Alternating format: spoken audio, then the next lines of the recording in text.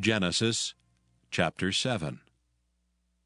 And the Lord said unto Noah, Come thou and all thy house into the ark, for thee have I seen righteous before me in this generation. Of every clean beast thou shalt take to thee by sevens, the male and his female, and of beasts that are not clean by two, the male and his female. Of fowls also of the air by sevens, the male and the female, to keep seed alive upon the face of all the earth. For yet 7 days, and I will cause it to rain upon the earth 40 days and 40 nights, and every living substance that I have made will I destroy off the face of the earth. And Noah did according unto all that the Lord commanded him. And Noah was 600 years old when the flood of waters was upon the earth. And Noah went in, and his sons, and his wife, and his sons' wives with him into the ark, because of the waters of the flood.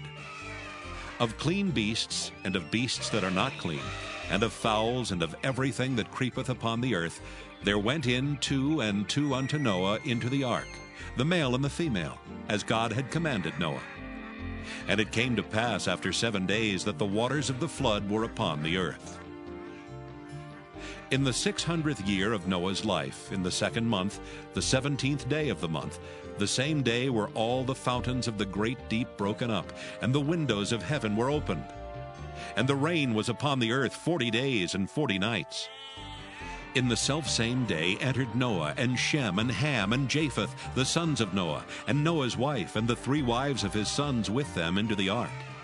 They and every beast after his kind, and all the cattle after their kind, and every creeping thing that creepeth upon the earth after his kind, and every fowl after his kind, every bird of every sort. And they went in unto Noah into the ark, 2 and 2 of all flesh, wherein is the breath of life. And they that went in male and female of all flesh, as God had commanded him, and the Lord shut him in.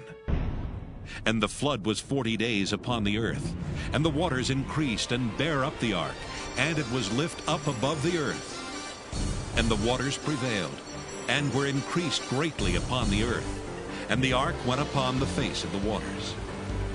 And the waters prevailed exceedingly upon the earth, and all the high hills that were under the whole heaven were covered.